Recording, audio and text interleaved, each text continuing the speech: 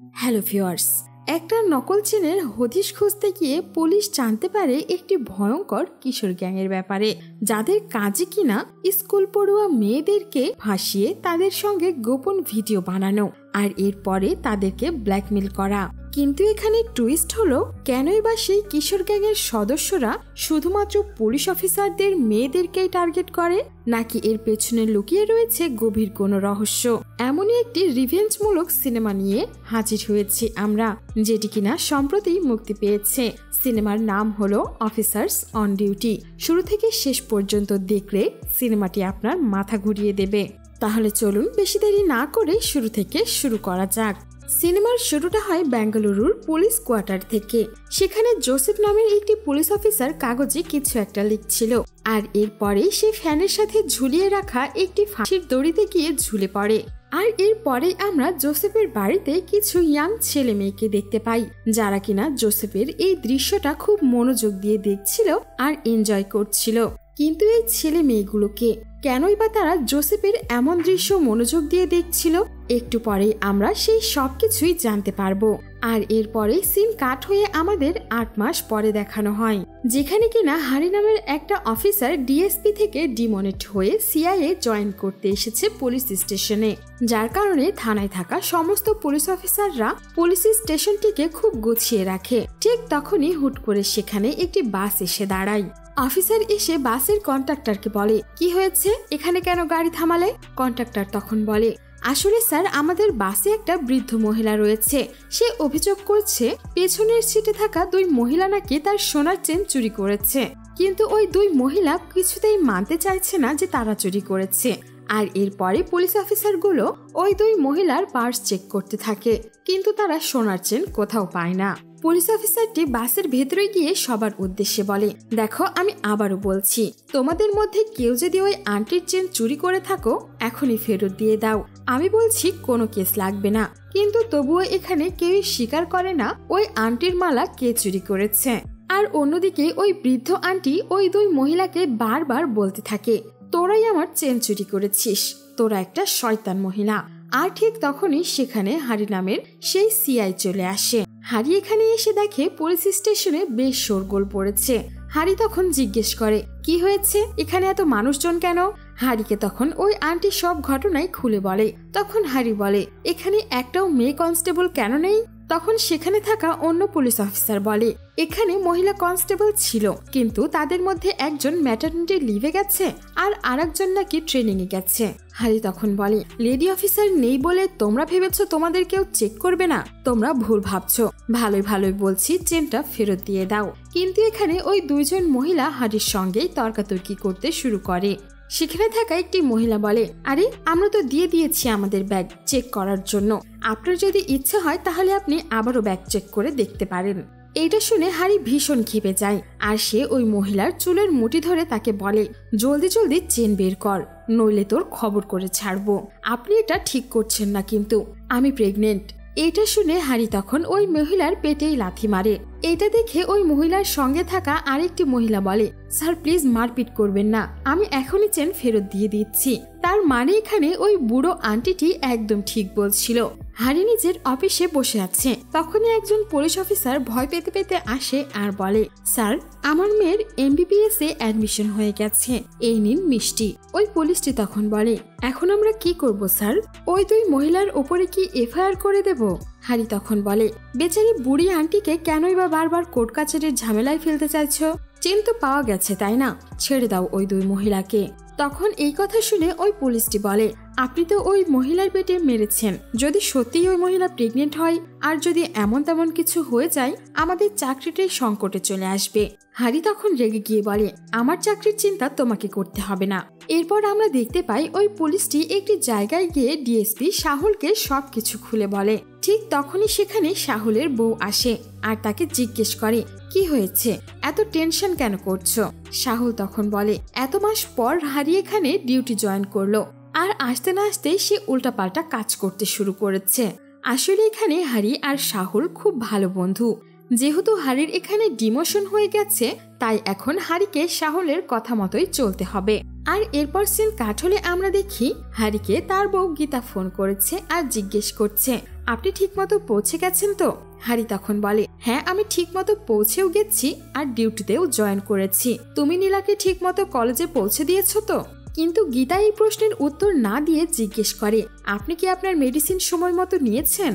ঠিক তখনই হ্যারি দেখতে পায় তার ফোনে ডিএসপি সাহুল কল করেছে, যেটা দেখে হ্যারি ভীষণ রেগে যায়। আর এরপর সে নিজের বউয়ের ফোনটা কেটে পুলিশ স্টেশনে থাকা সমস্ত কনস্টেবলকে রাগ দেখিয়ে বলে, কেউ যদি দুঃসাহস করেছ আমার ব্যাপারে সিনিয়র অফিসারের কাছে কমপ্লেন করার, তাহলে ভালো হবে না। কিন্তু আমার পুলিশ স্টেশনে থাকতে হলে আমার রুল মোতাবেক চলতে হবে, না চলতে পারলে চাকরি ছেড়ে দাও, নইলে ছুটিতে চলে যাও। আর এরপর হ্যারি সাহুলকে ফোন করে বলে, যদি আমার এতই চিন্তা হয়ে থাকে তাহলে 24টা ঘন্টাই আমার সাথে থাকো। আর একটু পরেই আমরা দেখতে পাই শ্রীরাম ফাইন্যান্সের একটা স্টাফ এসে কমপ্লেন করছে যে এই লোকটি নাকি তাদের কাছে নকল একটা চেন বিক্রি করতে গিয়েছিল। আর আমরা যখন নকল চেনটি নিতে মানা করে দেই, লোকটি কমপ্লেন করছে আমরা নাকি তার সোনার চেন বদলে নকল চেন দিয়েছি। ওই লোকটি তখন বলে, স্যার আমার নাম চন্দ্রবাবু, আমি KSRTCর বাসের ড্রাইভার। আমি ওই চেনটি আমার মেয়ের জন্মদিনে কিনেছিলাম 2022 সালের 2 আগস্ট। 16 গ্রামের ওই সোনার চেনটি আমি আনসুরা জুয়েলারি থেকে কিনেছিলাম। আর আমার বউয়ের অপারেশন হবে আজকে, যার জন্য টাকার খুব প্রয়োজন, তাই আমি ওই চেনটি বন্ধক রাখতে গিয়েছিলাম। কিন্তু তারা আমার সোনার চেনটি বদলে আমাকে নকল চেন দেয়। এইটা শুনে হ্যারি একটি কনস্টেবলকে বলে, যাও দোকানদারের কাছে গিয়ে খোঁজ নাও এই লোকটি সত্যিই ওই চেন কিনেছিল কিনা। হ্যারি এখানে নিজেই হসপিটালে চলে যায় এইটা চেক করার জন্য যে চন্দ্রবাবু এখানে সত্যি কথা বলছে কিনা। সে এসে দেখে চন্দ্রবাবু আসলেই সত্যি কথা বলছিল যে তার বউয়ের অপারেশন হবে আজকে। আর ওপর দিয়ে হসপিটালের লোকেরা তার উপর বিলিং এর প্রেসার দিচ্ছিল।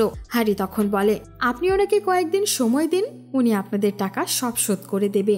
এরপর আমরা দেখতে পাই হ্যারি এখানে চন্দ্রবাবুর মেয়ে রানীর সঙ্গে একলা কথা বলছে। এখানে হ্যারির কথায় মেয়েটি সত্য বলে দেয়, আসলে স্যার আসল সোনার চেনটা আমি হারিয়ে ফেলেছিলাম, যার কারণে বাবার ভয়ে নকল চেন আমি কিনে পড়তে শুরু করি।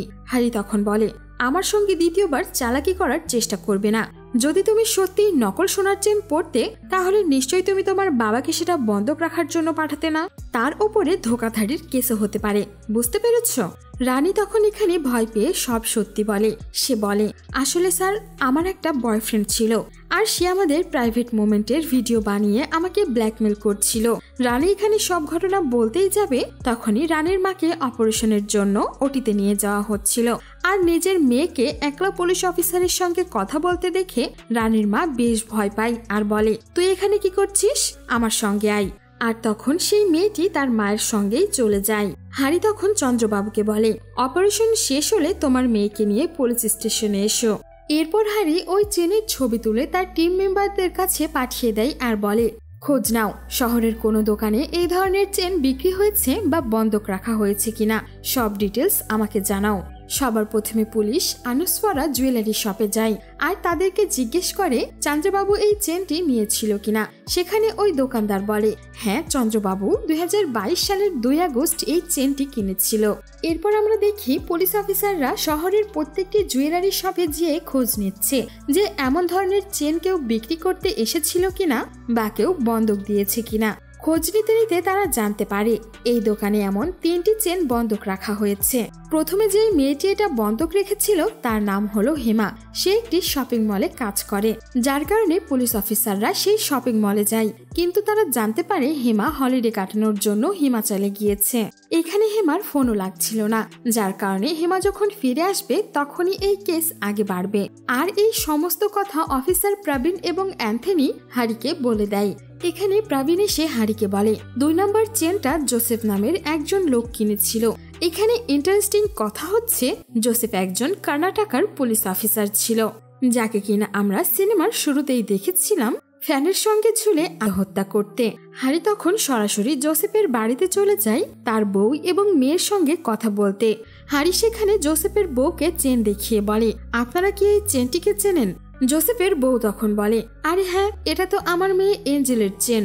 এঞ্জেল তখন বলে, আমি একদিন রাস্তা দিয়ে যাচ্ছিলাম, তখন একটা বাইকওয়ালা আমার গলা থেকে চেনটা ছিনিয়ে নেয়। এরপর আমি আর বাবা গিয়ে পাশের পুলিশ স্টেশনে কমপ্লেনও লিখিয়েছিলাম। এখানে এঞ্জেলের কথা শুনে হ্যারি তার উপর একটু ডাউট তো করে, কিন্তু সে পুলিশ স্টেশনে ফিরে আসে। এখানে চন্দ্রবাবু স্টেশনে এসেছিল। হ্যারি তখন বলে, তুমি তোমার মেয়েকে আনোনি? চন্দ্রবাবু বলে, ও তো মেয়ে মানুষ, ওকে কেন পুলিশ স্টেশনে নিয়ে আসবো? কি হয়েছে সেটা আপনি আমাকে খুলে বলুন। আর এরপর হ্যারি সব সত্য কথা বলে দেয়। আপনার মেয়ে একজন ভিকটিম, ওর সঙ্গে একটি ছেলে জোর জবরদস্তি করেছে, যার জন্য ওই ছেলের বিরুদ্ধে কমপ্লেন লিখাতেই ওকে নিয়ে আসতে বলেছিলাম। চন্দ্রবাবু এখানে কিছুতেই বিশ্বাস করে না এই কথা। সে বলে, আমি আমার মেয়েকে খুব ভালোভাবেই চিনি, সে এমন কাজ কোনোভাবেই করতে পারে না, আর ওকে থানায় নিয়ে আসবো এটা কখনো না। অন্যদিকে প্রবীণ আর অ্যান্থনি ওই 3 নাম্বার চেনের ব্যাপারে সব জুয়েলারি শপে গিয়ে খোঁজ নিতে থাকে, আর তারা খোঁজও পেয়ে যায়। কিন্তু এখানে তারা জানতে পারার পর বেশ ভয় পেয়ে যায়, যার কারণে তারা ডিএসপি সাহুলকে ফোন করে সব ঘটনা জানায়। সাহুল তখন বলে, ঠিক আছে, তোমরা এই ব্যাপারে হ্যারিকে কিছুই জানাবে না, আর ও যদি এই চেনের ব্যাপারে জিজ্ঞেস করে তাহলে বলবে 3 নাম্বার চেন যেই লোকটি কিনেছিল তার ব্যাপারে কিছুই জানতে পারোনি। এরপর আমরা দেখতে পাই সাহুল নিজের অফিসে হ্যারিকে ডেকেছে আর তাকে বলে, তোমাকে সাইবার ক্রাইম ট্রেনিং এর জন্য হায়দ্রাবাদ যেতে হবে। হ্যারি এখানে খুব ভালোভাবেই বুঝতে পারে এই কেস থেকে তাকে সরানোর জন্যই সাহুল এমনটা করছে, যার কারণে সে এই অফারটা রিফিউজ করে দেয়। আর এরপরেই চলে আসে এমন একটি খবর যা কিনা হ্যারির পায়ের তলা থেকে মাটি সরিয়ে দেয়। আসলে এখানে চন্দ্রবাবুর মেয়ে যখন জানতে পারে হ্যারি তার বিরুদ্ধে পক্সো অ্যাক্ট জারি করতে চলেছে, তখন সে নিজেকেই নিজে শেষ করে দেয়, যার কারণে লোকাল মানুষ থেকে শুরু করে নেতারা সবাই পুলিশের ওপরে ভীষণ ক্ষিপ্ত হয়ে থাকে। হ্যারিকে অনেকবার নিষেধ করা সত্ত্বেও সে চন্দ্রবাবুর মেয়েকে দেখার জন্য ঘরের ভেতরে চলে আসে। সেখানে হ্যারি রানীকে এই অবস্থায় দেখে অসুস্থ হয়ে যায়, আর সাহুল এসে কোনো মতে হ্যারিকে জনগণের হাত থেকে বাঁচিয়ে নিয়ে আসে বাড়িতে। হ্যারি এখানে তার বউকে জিজ্ঞেস করে, নীলা কোথায়?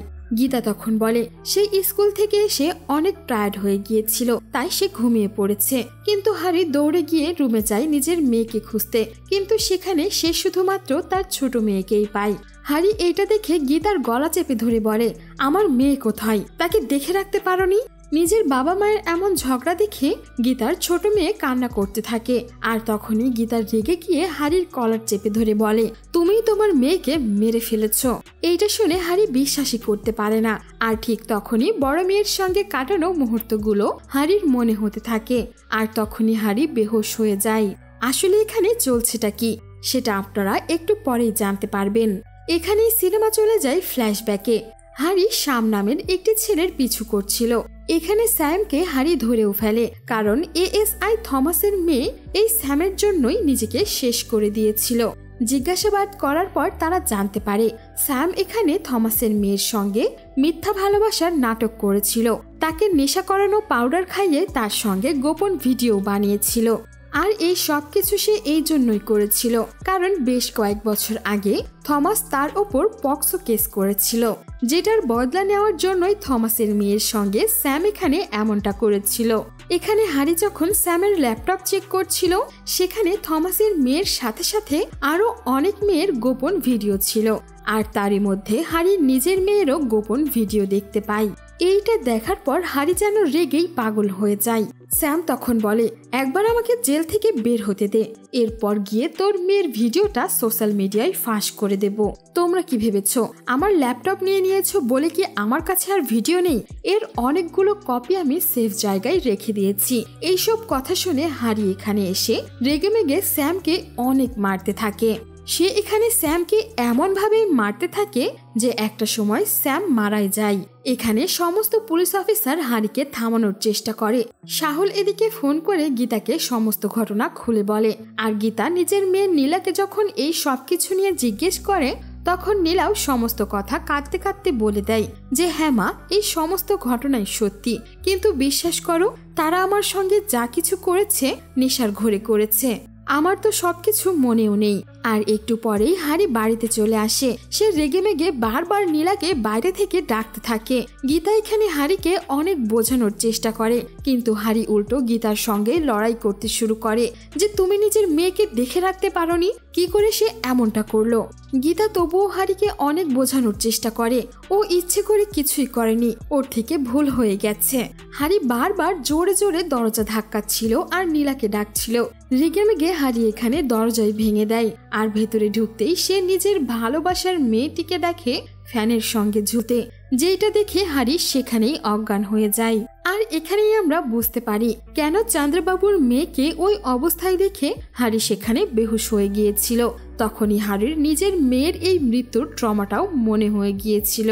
আসলে এখানে নীলার মৃত্যুর পরে হারি একটু মানসিকভাবে অসুস্থ হয়ে যায়।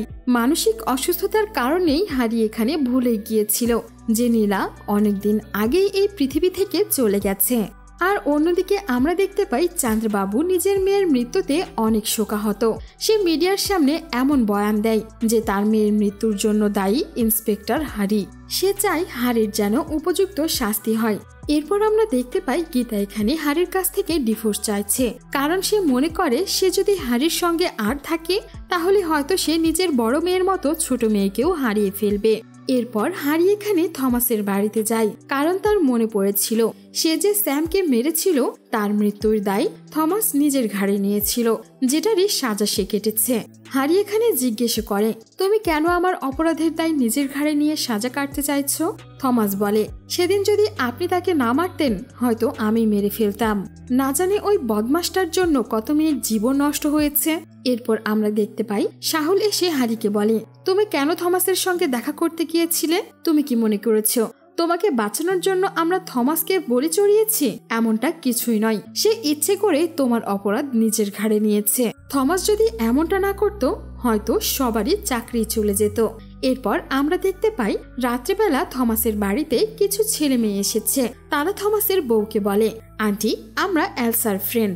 এখানে এলসা হচ্ছে থমাসের মেয়ে, যে কিনা এই দুনিয়াতে আর নেই। থমাসের স্ত্রী তখন তাদেরকে ভেতরে নিয়ে আসে আর লেবুর শরবত বানানোর জন্য রান্নাঘরে চলে যায়।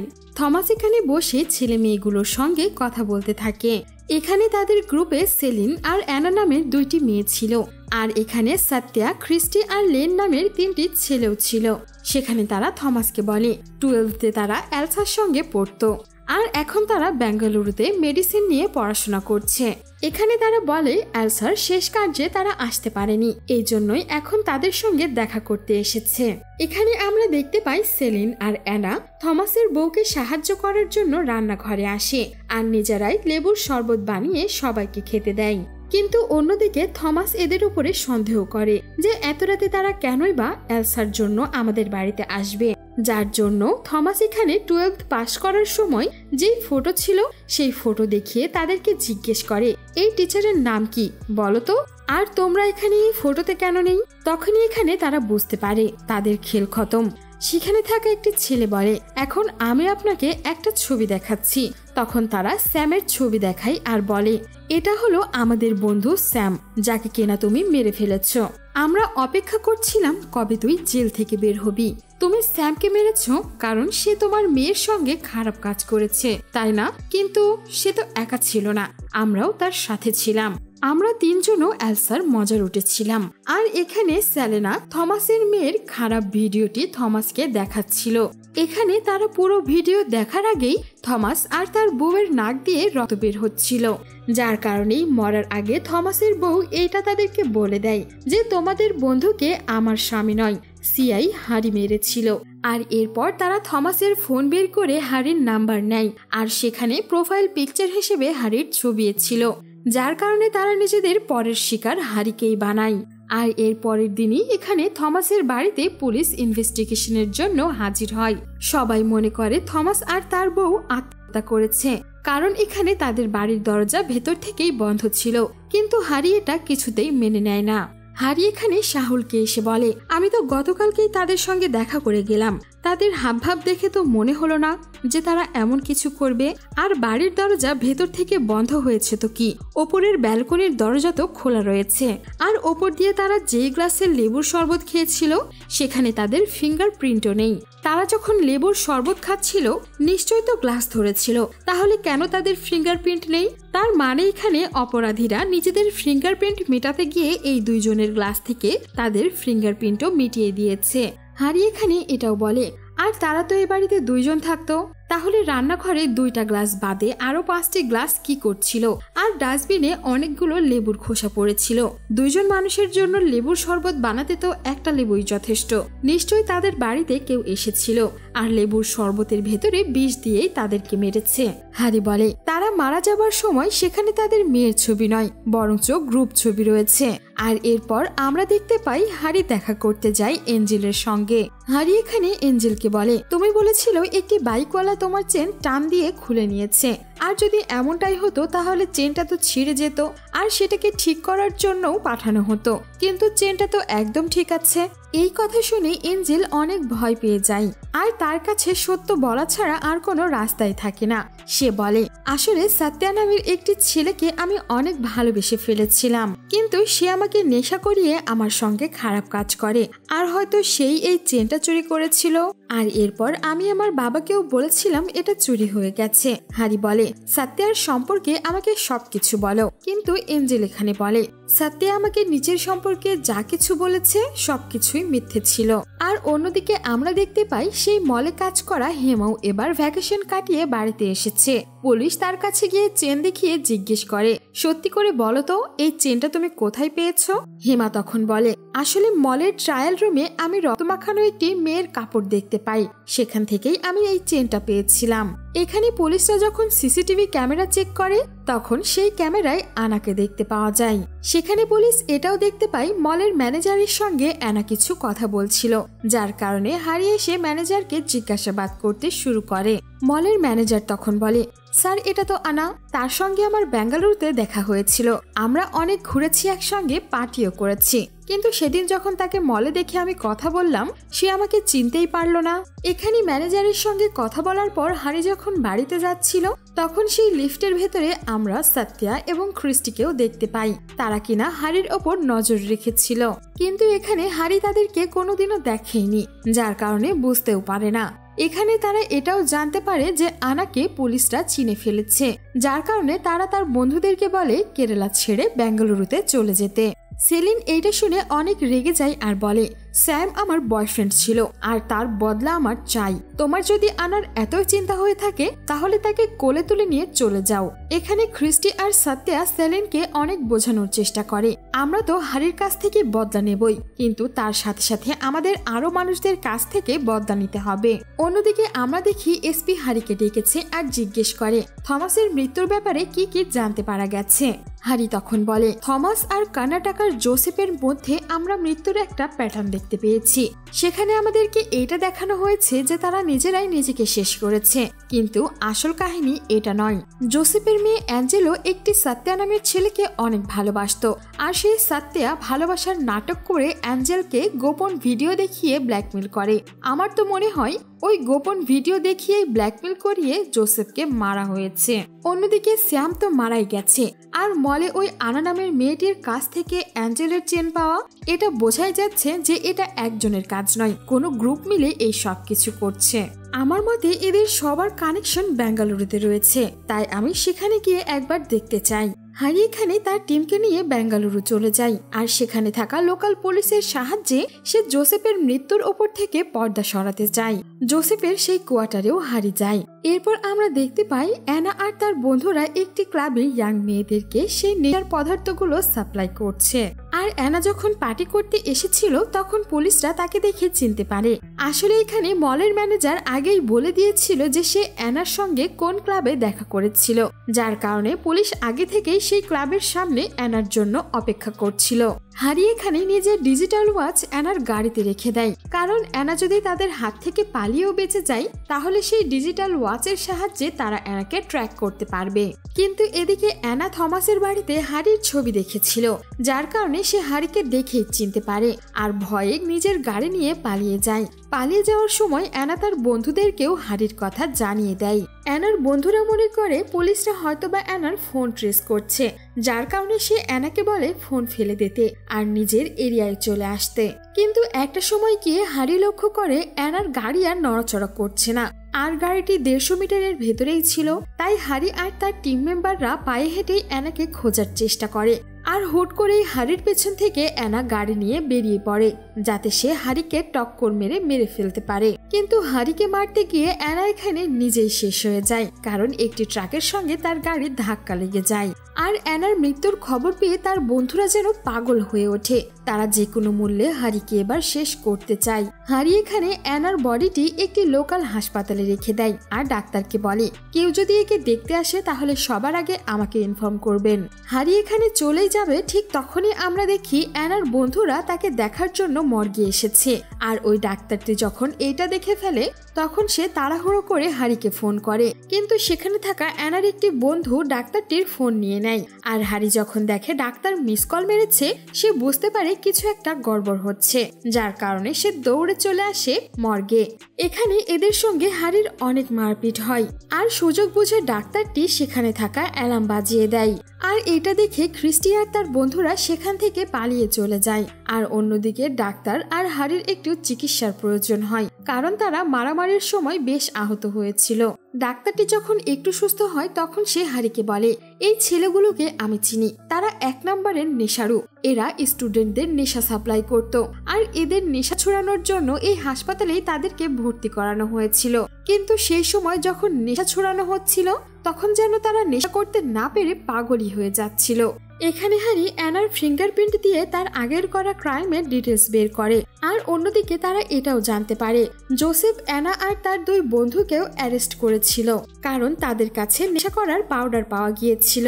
আর এরপর হ্যারি চলে যায় সেই পুলিশ স্টেশনে যেখানে জোসেফ কাজ করত। হ্যারি এখানে খুব জোর দিয়ে সেই রাতের কথা জিজ্ঞেস করে, যার কারণে ওই কনস্টেবল সেই কালো রাতে কি কি ঘটেছিল তা সবকিছু খুলে বলে। রাতের সময় ছিল, সেখানে কেরালার কেকে রোড দিয়ে একটি বাস যাচ্ছিল। বাসের ভেতরে ঝগড়া হবার কারণে কন্ডাক্টর পুলিশকে ফোন করে। জোসেফ যখন সেই বাসের কাছে যায় তখন কন্ডাক্টর বলে বাসে 3 জন ছেলে মেয়ে রয়েছে যারা কিনা নেশা করে প্যাসেঞ্জারের সঙ্গে খারাপ ব্যবহার করছে। আমরা যখন আপনাদের ফোন করি তখন ওই ছেলেগুলো বাসের অন্য একটি লোককে মেরে হাসপাতালে পাঠিয়েছে। জোসেফ বাসের ভেতরে যায় আর এরপর শাম, অ্যানা আর সেলিনকে অ্যারেস্ট করে নিজের জিপে তোলে। কিন্তু রাস্তায় যেতে যেতে জোসেফ এখানে সেই ড্রাগসটি টেস্ট করে আর এরপর তার নিয়ত খারাপ হয়ে যায় সেলিন আর অ্যানাকে দেখে।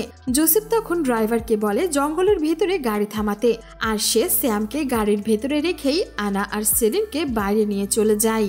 জোসেফ সেখানে অ্যানা আর সেলিনকে নিয়ে গিয়ে গাছের সঙ্গে বেঁধে দেয় আর তাদের 2 জনের সঙ্গেই জোর জবরদস্তি করে।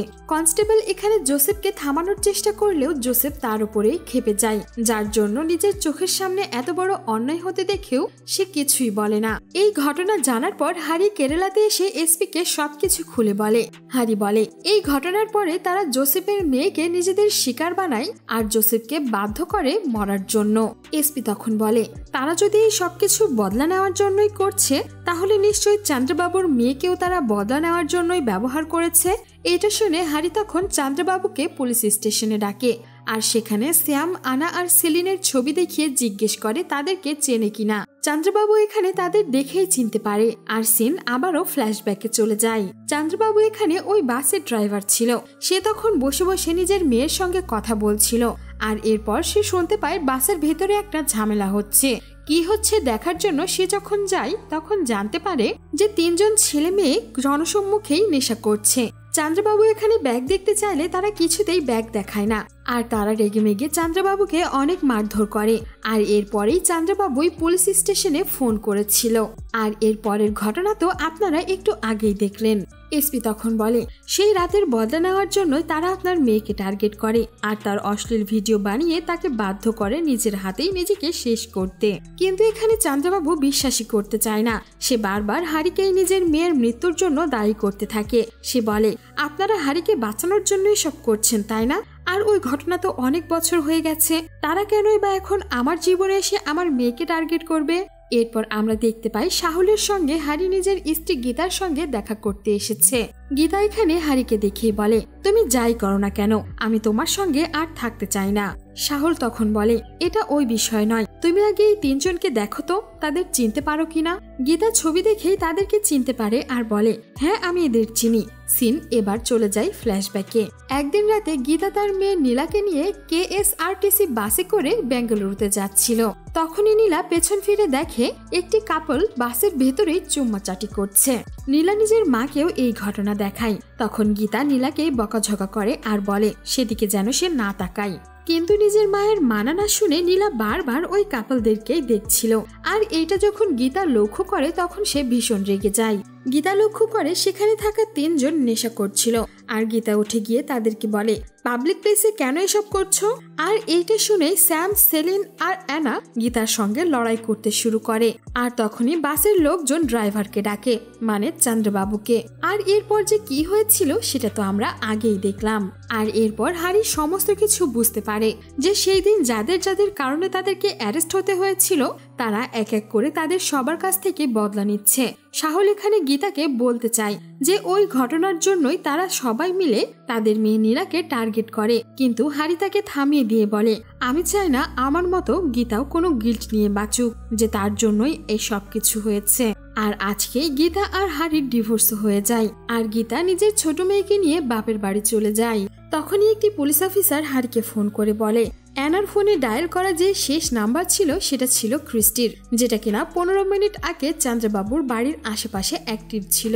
এটা শুনেই হারি বুঝতে পারে যে এবার তারা চন্দ্রবাবুর কাছ থেকে বদলা নিতে চলেছে। যেটা শুনে হারি বারবার চন্দ্রবাবুকে সাবধান করার জন্য ফোন করে। সে বারবার হারির ফোন দেখেও ফোন ধরে না। আর যখনই চন্দ্রবাবু বাস স্টেশনে আসে তখনই ক্রিস্টি তার উপরে এসে হামলা করে। কিন্তু সঠিক সময়ে হারি এসে তাকে হসপিটালে ভর্তি করায়। আর এরপর সিন চলে আসে গীতার কাছে।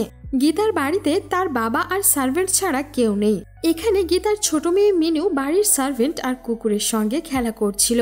কিন্তু একটু পরেই এখানে একটি চিৎকার শোনা যায়। আর এরপরেই আমরা মিনুকে এই অবস্থায় দেখতে পাই। তার মানে এখানে ক্রিস্টি আর তার বন্ধুরা পৌঁছে গেছে। তারা বাড়ির চাকরকেও মেরে ফেলেছে। আর এর পরের পালা ছিল হারির পুরো ফ্যামিলির। কিন্তু মারার আগে তারা ভিডিও কল করে হারিকে নিজের সন্তান আর বউয়ের অবস্থা দেখায়। এটা দেখে হারি কোনো টাইম ওয়েস্ট না করে শ্বশুর বাড়ির উদ্দেশ্যে রওনা দিয়ে দেয়। আর অন্যদিকে আমরা দেখি ক্রিস্টি এখানে গীতাকে তার মেয়ের অশ্লীল ভিডিও দেখাচ্ছিল, যেখানে ল্যান নীলার সঙ্গে মাস্তি করছিল। নিজের মেয়ের এমন ভিডিও দেখে গীতা এখানে চোখ বন্ধ করে নেয়। আর ক্রিস্টি তখন বলে তুই যদি এই ভিডিও পুরা না দেখিস তাহলে তোর ছোট মেয়ের অবস্থাও তোর বড় মেয়ের মতোই হবে। এইটা শুনে গীতার বাবা ভীষণ রেগে যায়। আর যখন সাতিয়া সিগারেট খাওয়ার জন্য লাইটার ধরায় গীতার বাবা সেই আগুনের ওপর মদ ঢেলে দেয়। আর সেই মদের কারণে সাতিয়ার মুখেই আগুন লেগে যায়। তারা আগুন নিভিয়ে যখন পেছন ফিরে তারা দেখতে পায় গীতার বাবা বন্দুক হাতে দাঁড়িয়ে রয়েছে। আর সে ক্রিস্টিদের ওপরে গুলিও করে। আর যেহেতু বয়স হয়ে গিয়েছে তাই তার নিশানা ঠিক মতো লাগছিল না। আর এরপর তারা বুদ্ধি খাটিয়ে গীতার বাবার সামনে বালিশ এটা সেটা ফেলতে থাকে, যাতে গুলি করে গুলিগুলো নষ্ট হয়ে যায়। আর একটু পরে আমরা দেখি ক্রিস্টি এখানে এসে গীতার বাবাকে শেষ করে ফেলে। এখানে ক্রিস্টি অবশেষে গীতা আর মিনুকে ধরে ফেলে। এখানে ক্রিস্টি গীতার উপরেও হামলা করে যাতে সে এখান থেকে পালাতে না পারে। ক্রিস্টি বলে তুই একটু আরাম কর, বাকি খেলা তোর স্বামী আসলে খেলবো। একটু পরে সেখানে হারি আসে আর গীতার পেটে কাপড় বেঁধে দেয়। সে জিজ্ঞেস করে মিনু কোথায়। গীতা তখন বলে সে বাচ্চার জন্য জঙ্গলের ভেতরে পালিয়েছে। আর তারাও মিনুর পিছু করছে। হ্যারিও এখানে নিজের মেয়েকে খুঁজতে খুঁজতে জঙ্গলে চলে আসে। এখানে তারা যখন মিনুকে ধরতেই যাবে সেখানে হ্যারি আসে আর তাদের সঙ্গে বেশ ফাইট করে। হ্যারি এখানে নিজের রাগকে কন্ট্রোল করতে পারে না। হয়তো এখানে সাহল যদি তার টিমকে নিয়ে না চলে আসতো, হ্যারি তাদের সবাইকেই মেরে ফেলতো। আর এরপর তাদেরকে অ্যারেস্ট করা হয়। আর এখানে সিনেমা কয়েক মাস পরে দেখানো হয়। আজকে ছিল মিনুর জন্মদিন, সেখানে সাহলও আসে। সাহল বলে, তুমি আজকের নিউজটা দেখেছ? হ্যারি বলে, না, কেন, কি হয়েছে? আর এখানে আমাদের একদিন আগের সিন দেখানো হয়। সেলিন এখানে তার 3 বন্ধুকে ছাড়িয়ে নিয়ে এসেছিল। আর এখানে তারা 4 জন মিলে আবারও হ্যারিকে আর তার পুরো ফ্যামিলিকে শেষ করার প্ল্যান করে। কিন্তু তার আগে তারা একটু নেশা করে নেয়। আর এরপর আমরা দেখি নিউজে দেখাচ্ছে যে ড্রাগের ওভারডোজ হবার কারণে ক্রিস্টি আর তার সব বন্ধুরা মারা গেছে। এইটা শুনে হ্যারি বেশ রিল্যাক্স হয়। সিন ফ্ল্যাশব্যাকে গেলে আমরা দেখতে পাই এখানে হ্যারি নিজেই তাদের নেশা করার দ্রব্যগুলোতে বিষ মিশিয়ে দিয়েছিল। তার মানে এই সবকিছু হ্যারি করেছে। এখানে হ্যারিকে এত নিশ্চিন্তে নিজের মেয়ের জন্মদিন পালন করতে দেখে সাহলও বুঝতে পারে এই সবকিছুর পেছনে হ্যারি রয়েছে। আর সিনেমা এখানেই শেষ হয়ে যায়। সো ভিউয়ার্স, কেমন লেগেছে আমাদের আজকের সিনেমাটি তা অবশ্যই কমেন্ট করে জানিয়ে দিতে ভুলবেন না।